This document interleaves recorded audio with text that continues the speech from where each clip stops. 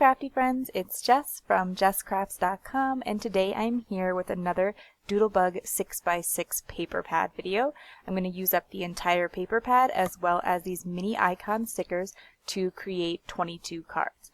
I also have some of the coordinating washi, but I don't intend on using it in the video. I tend to use that to seal up envelopes, and also I wanted to have it to include as part of the little giveaway that I always do with these 6x6 paper pad tutorials.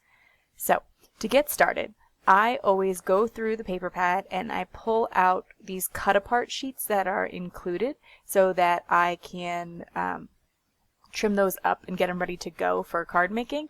And then I also find those large sheets that have like a complete image across the entire sheet of paper. So you kind of can't really chop it up unless you're going to use the opposite side. I love Doodlebug pads because they are two-sided. And as I store, as I'm waiting to use paper pads, I tend to stick them in quart-sized Ziploc bags, as you can see over there to the left, because it holds all of the little pieces. And so, I cut a whole bunch of paper pads at one time sometimes. I cut all the little sayings apart and store them, so that way when I'm ready to use a pad, when I'm inspired by it, it's all ready to go. So, I am going to take out all those little cut aparts and get started. Once I start working with a paper pad, I work with it until it's finished. So I might cut a bunch of paper pads at one time, but once I sit down and start making cards, I kind of just try to keep the flow and make the whole thing either in a day or over, sometimes 2 days depending on how much time I have.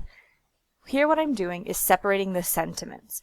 I am going to, as many of you know, send these cards to probably to Cards for Hospitalized Kids, but I have found a number of other charities recently, and I have a page on my website that shares a bunch of different places that you can send cards, and I'm very excited. I found one in Australia, finally, because that's the first international one I found, because I've had international people leave comments and say, oh, I'd love to do this, but those are U.S. organizations, and I totally get it. So I am on the hunt, but if you are international, you live in the UK or in a place in wherever, and you find a place to donate, please share with me, because then I'll put it up on my blog so that others can know about it too. And I'm doing something similar with the cut aparts. I'm separating the ones that I think are useful for my purposes because I'll be donating them. There's some birthday sayings. The places that I donate to don't really ask for birthday cards, they ask for general cards. There are places that want birthday cards. Again, like I said, I'm going to leave a link in the video description so you can check out some of the choices of places to donate for those of you who are interested. Now what I'm doing is cutting up the papers. So I have gone through and thought about which side of the paper that I like best, so that will help me to know how I want to cut things. I know that I want to use the clouds and rainbow sides of the paper, but I also want to have some pieces of the papers that are more solid, and I want to cut those not to card size pieces. I want to cut those to other sizes so that I can be flexible and use those for layering.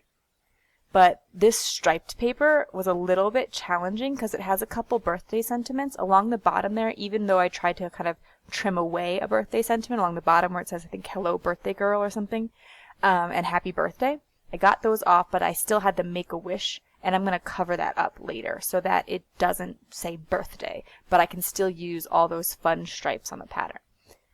And so those semi-solid ones, I'm going to kind of put them to the side, and I have them here. I have an orange semi-solid and a purple and a pink, and the back sides of them actually are kind of plain as well. So this pink on the back just has some really simple small polka dots. So I try to choose those papers that I don't absolutely love, the rainbows I love, and so I don't want to use the back sides of them. I don't want to use them for layering. I want them to be a prominent part of the card. And that's all about personal taste. So it's if you prefer the simpler patterns, because that's easier for you to basically match with, because I know that can be a challenge sometimes, then you probably want to keep those as your large pieces and layer with some of the more bold patterns. But I kind of feel the opposite personally. So what I did is I cut the pink paper to 3x3 squares, and then the purple paper, which has these polka dots on the back, what I'm cutting right now, to 2x3 rectangles. And I found that that would give me a couple different sizes of layering. I've cut 3 by 3 a couple times before, but I thought if I always cut the same size pieces, then I'm going to always make the same kind of layouts, and I'm trying to not make this paper pad exactly the same layouts as the last paper pad I did, so that you guys can develop more ideas, and you can hopefully use some of these ideas on other paper pads besides Doodlebug.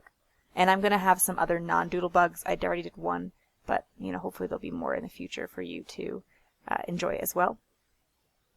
I switched things up a bit. Instead of waiting till the end to use my 2x2 strips and create card bases, like if you make these two of these, not 2x2, but 2-inch by 6-inch strips that are left from cutting A2 size cards, I made them into cards right away because I wanted to extend the amount of cards I would get. And I actually only get 22 cards out of this, which I've done more from a single paper pad, but I think it's because I didn't really add anything extra. I didn't add any extra solid pattern papers, and I only made larger cards this time. I didn't really make any small cards, so I think that's playing into it, but I'm fine. 22 cards out of a 6x6 pad is good by me. So I have these 2x2 strips that are glued to a 4x5 1/4 piece, but I used an additional I keep saying 2x2 and I don't mean that. Sorry. These 2x5 1/4 extra strips, so there's like 3 of those strips put together to make a card base. And I've done this a few times, so hopefully it makes sense, and I know a lot of other people have thought of this before too. So I want to use those first because they can be a little bit more challenging to use, and also, like I said, I want to get the most out of the paper pad, and so if I use all of them as layering strips, I'll have less card panels in the end. I kind of used an idea from my last My Mind's Eye paper pad video where I started putting some of the squares on a diagonal.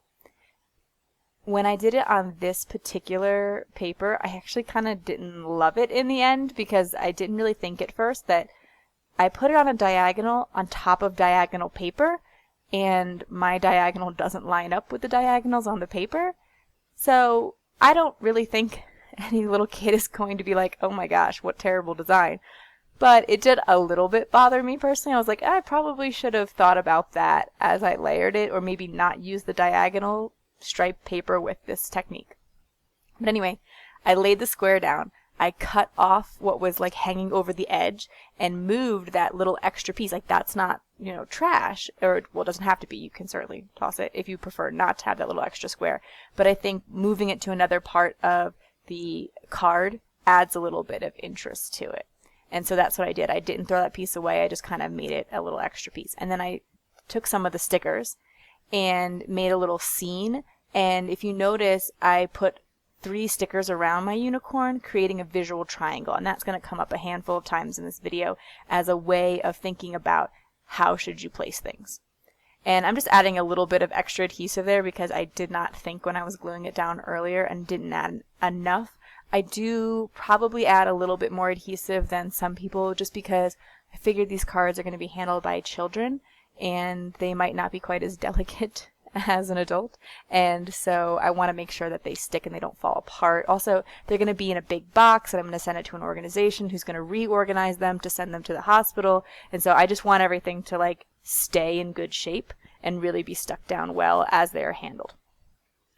With the other card bases that I created, I am going to use some of those pink squares again, but this time I'm going to use it straight because I wanted to create a little bit of a grounding for those flowers. I am thinking about how can I use as many of these stickers as possible, and so I was able to get like 3 stickers on those particular sheets.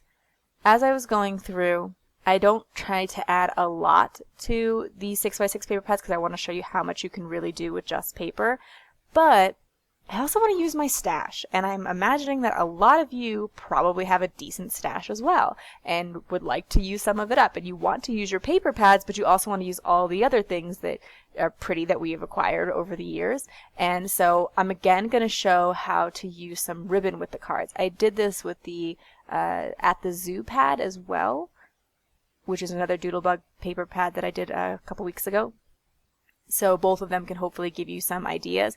However, as I mentioned in that video, if you don't have ribbon that you want to use up, every time I use a strip of ribbon, you could easily make it a strip of paper or a strip of washi tape instead, depending on like what you have in your stash that needs to get used up. I have ribbon, so I'm using it. And I also found that I could use purple and pink ribbons with this collection, which I wasn't able to use with At the Zoo. So it gave me an excuse to, well, I actually used a little bit of purple with At the Zoo, I think. But it basically gave me an excuse to use up some different colors and different kinds of ribbon. Same in my like more girly ribbon, because this is a little bit more of a girly paper pad. Anywho, I tried to create a really simple design here. I wanted to use that never let anyone dull your sparkle. I think that that's a great encouragement sentiment, and that's what these cards are supposed to be. But I also thought it paired really well with this sort of glittery ribbon. What's nice about this ribbon is it's shiny, but it's not actually glitter. And you have to be a little bit careful with glitter if you are sending cards to people in the hospital, just because sometimes they have some respiratory issues and loose glitter can make it a little more difficult for them to breathe. So just kind of keep that in mind. Not to say that you can't use any glitter at all, but it really needs to not come off. And, you know, think of that pretty aggressively. Or just avoid it if you don't want to worry about it. Now I'm moving on to using a lot of the papers that I really liked, and I kind of tend to pick the papers, like I move through the collection with things that I really want to use. Like I really wanted to use that glitter ribbon with that never lets anyone dull your sparkle sentiment. So I just kind of went at that card and didn't really worry about, oh, am I going to need this purple paper for something else later? Here, I'm really inspired by these two cut-aparts, this one with the unicorn and the other one with the castle. And I was like, well, I'm going to use those two and make the best card I can with those two and not worry about, you know, what else I have left. And by trying to sort of follow along with what I'm most inspired by next, I find that it flows a little bit better rather than worrying, well, if I use this pattern paper with this cutout, then I'm not going to have that pattern paper anymore, and what if it's better to go with a different cutout? I find that if I worry too much about that kind of stuff, it really slows me down, and then I don't actually get my paper used. And so I've gotten to the point where I've realized that if I just keep going, it almost always works out. Like I sometimes get a little bit more of like a stumbling block towards the end, but if I hesitated with every single card, then I'd never get all these paper pads used. And that's kind of my goal. And I also remind myself that we're our own worst critic, and maybe we don't love a paper combination, but maybe it'll be something that a kid will really love, or whoever your recipient is will really enjoy. So not to stress too much about it. And as you may notice, I am making 2 of each card, because with the Doodlebug paper pads, there is 2 of each piece of paper. And so for me, knowing that these cards are going to go to different kids, I don't worry about making more than 1 of a card. Like, you know, having 2 or even 4 or 6 of the same card isn't a big deal, because there's a lot of people to send them to. However, if you don't want to make 25, 30, that might be a little bit more difficult for the organization to handle. Here, I mentioned before, I wanted to cover up that one strip along the bottom, that yellow strip. It's a little hard to see, but it says Make a Wish and has candles on it. And I'm not making a birthday card, so I wanted to cover that up. And that was another good excuse to use a strip of ribbon. If you wanted to do something similar, you know, cover that up, get rid of that sentiment, but didn't have the ribbon, of course, you could just use a piece of paper, which I had kind of been like toying around with before too. I was using that little rainbow strip. I personally like the ribbon better, but again, you know, just be flexible and use what you have. And I'm going to go back to the sticker collection. And ironically, I'm going to use balloons, which again, like, pretty birthday. However, people give balloons for different occasions, and kids love balloons.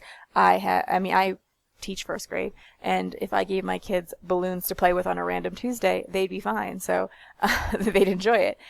I thought, well, you know, balloons don't have to be birthday, and I'm going to pair it with a just because sentiment here. I'm going to draw some little strings on my balloon. I personally don't like when balloons are just sort of floating there, so I had to ground them with a string, and of course that's a really easy thing to do. I just drew like a wiggly line, so you don't have to have any drawing skills to get that done. And you might notice that when I use ribbon, I tend to just cut it a little bit longer than the card, and tuck it under the edges. I find that to be a little bit easier than trimming it exactly to the edges just because ribbon frays, so tucking it under helps prevent that.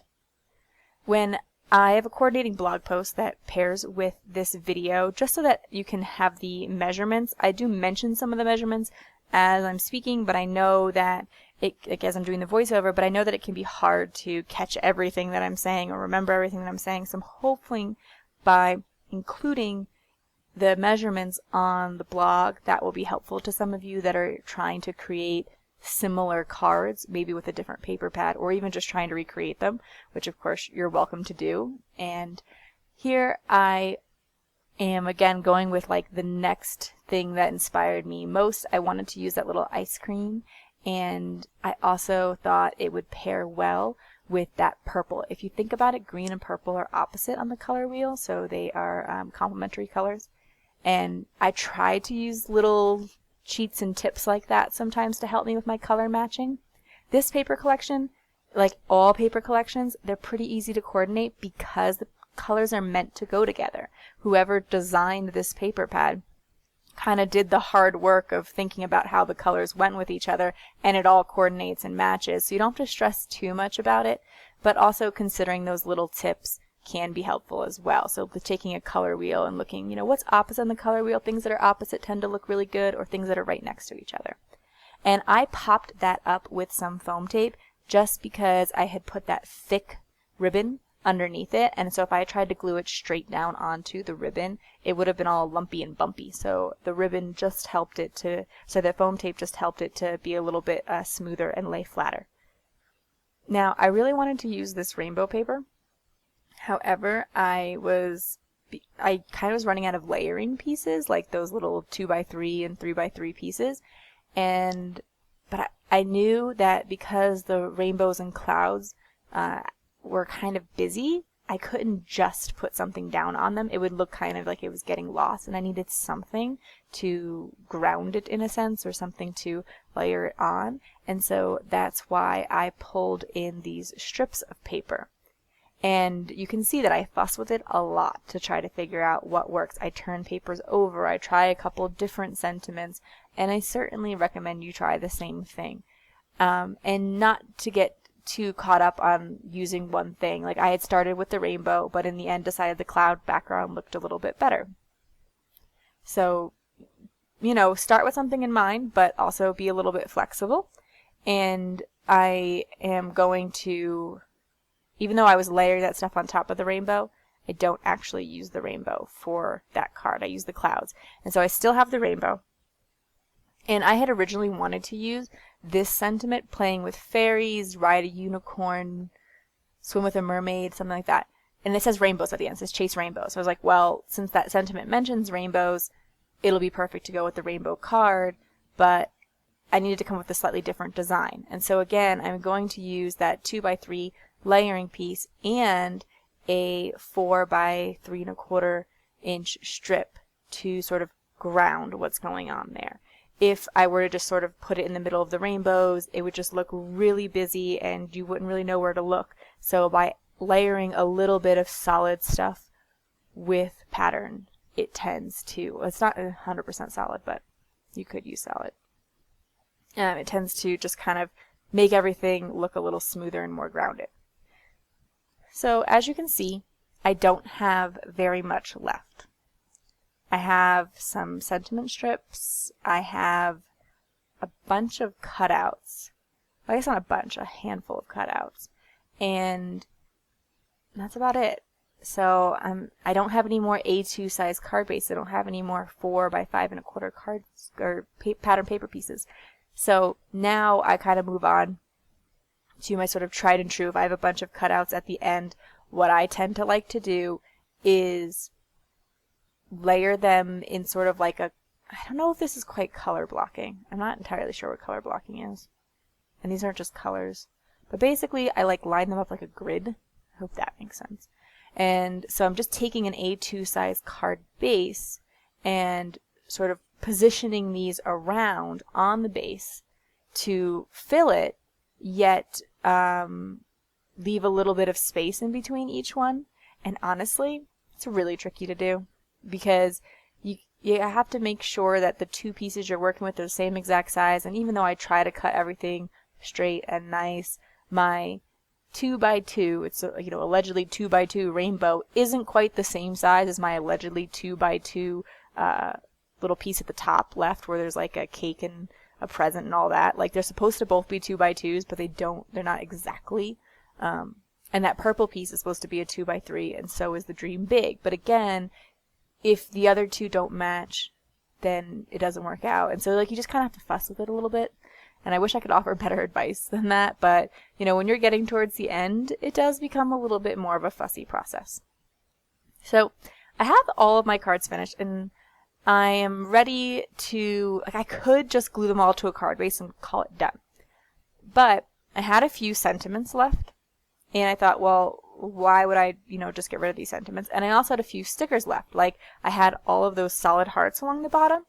And again, no reason not to use those. So I'm going back with my sentiments and my stickers, and I'm just trying to find little areas where I can add them. Like, what card could use a finishing touch?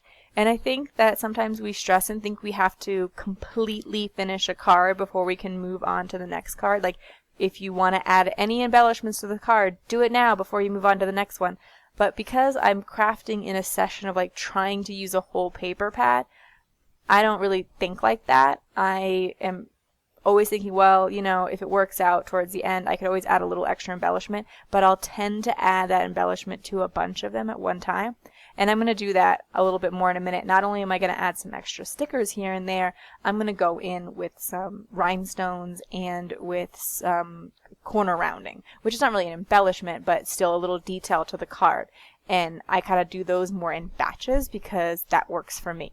So like here, I thought, well, a sticker would fill out that bottom row. That wasn't my original design, but it worked out great. I'm trying to get as many stickers off of this sticker sheet as I can. And while in this case, I get to just send my extra stickers to all of you with all the other little goodies that I have left over, when you're crafting and you don't have anyone to take over those leftovers, then rather than save every little sticker piece forever, just trying to throw them on some cards at the end can help you to really bust your stash. So here I'm going to add some rhinestones. And I've been hesitant to add rhinestones in the past because, again, I'm donating these to kids and I don't want them to pick them off and eat them, essentially. And, I work with little kids, so I kind of know that sometimes they'll do things like that. And I don't want any kid to get hurt, trying to eat something off a card. And this probably sounds really silly, but I think about these kind of things. So I work with kids, and I don't want anything to be a choking hazard.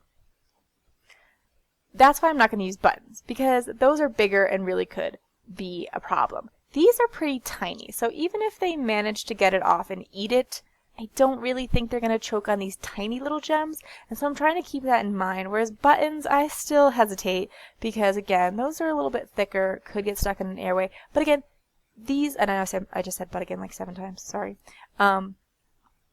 These are smaller, and these are also going to go to some older kids as well. Some of these kids are going to be 10 and 12 getting these cards, and they're not going to take them off and eat them. So, I don't know. I think it's okay, but I still do want to keep in mind that certain things could become hazardous. Using pins, those were popular in scrapbooking for a while. Maybe, not a good idea for these cards. But what I'm doing when I'm adding these gems is I'm thinking about things like balance. If I put a sentiment in the bottom left, then maybe I put some gems in the top right to balance it off. Or here, I'm making visual triangles. So just like I put a triangle of stickers, if you draw between each of the stickers, it creates a triangle. If you draw between each of the gemstones, it creates a triangle. And the reason that looks good, people say to create those triangles, is because your eye moves from one to the other, and it causes your eye to move around the card and look at the different things that are going on. Sometimes you also want to create things in a straight line for a similar reason, because the straight line will lead your eye right across the card, and that's a good thing too, so that they can see from one end of the card to the other. But, if you're just laying them down without thinking about it at all, and you bunch up a bunch in one spot, then their eye's only going to be drawn to that one spot.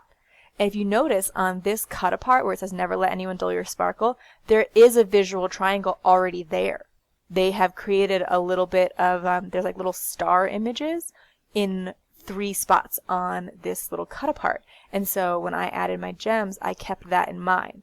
And if you see, you know, the professionals who are designing this paper that we all love are using those visual triangles, well, just take a page right out of their book, don't overthink it, and follow along and do the same sort of stuff. They know what they're doing, so, you know, let's just copy them and we'll look like we're, you know, just the same design experts they are. And anyway, I also thought like adding a whole bunch of gems to that one would be really fun because it is such a sparkly card.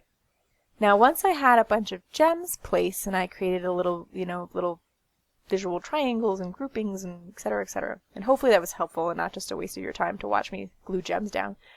I also wanted to add another small detail.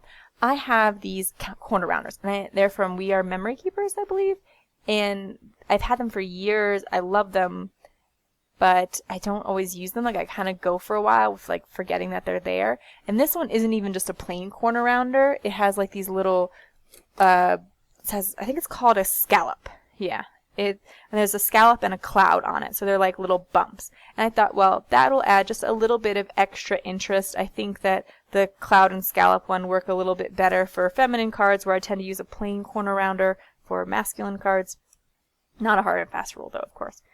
And so I'm just finding spots on the card that could use a little bit of interest, and I am just rounding off those corners. What I love about these Crocodile We Are Memory Keepers corner chompers is they're pretty heavy duty, so they never dull, whereas those like cheapo corner rounders that I got from Michael's or big box stores, I would have to like replace those all the time. These have lasted forever. Anyway, now it's off for the finishing touches. I made a whole video about what to do for the inside of your cards, but I'm also going to include it here. I write jokes, and I made them printable for you. They're PDFs on my website. The link will be in the video description. And I am going to glue those jokes inside of the cards and then sign my name, and that's it. To keep it really simple, but the joke kind of adds a little bit of fun to it for the kiddo, and it allows me to make a bunch of cards. You could also just write the jokes, so you could print them off and copy the jokes down, and that works as well. But I included some jokes on my website that really coordinate with this particular paper pad set. It has like unicorn jokes and rainbow jokes and things like that. So that is it for my 22 cards and 1 paper pad video. As I mentioned, there's a bunch of resources in the video description below, including the products that I used, the jokes, you can send your cards.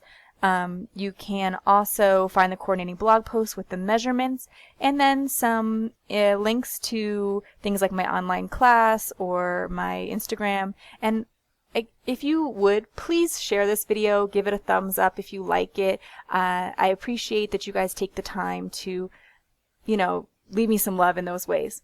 Also, I give away a sticker sheet and some of my paper scraps, like the cut-aparts that didn't work for me. So be sure to leave a comment below letting me know anything you want, or your favorite card if you don't know what to say, and I will pick someone to win those extras.